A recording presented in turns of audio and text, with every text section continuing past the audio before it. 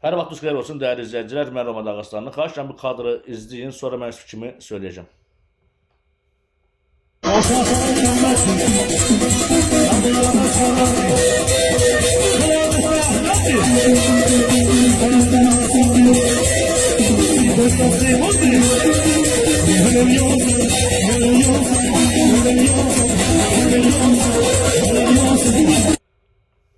Bu mahnını ilk dəfə 2022-ci ildə Emin Sərcədoğlu yaradıb, ifa eləyib. 2022-ci ildə. Mən də buradan sözüm İsmail adı, İsmail Adaşçıya salamlayıram. Dəyərli şəxsiyyətdir, dəyərli dostumuzdur. Bu yaxında Mikailin verilişinə zəng gəlmişdi. İsmail deyir ki, bu mahnını məndə eşidiblər. İsmail elə deyil. Mən sənə kadrda göstərim, tarix göstərim sənə.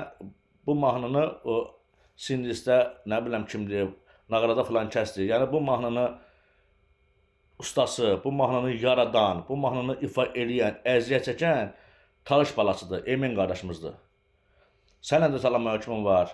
Bir baca danışanda heç kimin haqqına girməsin.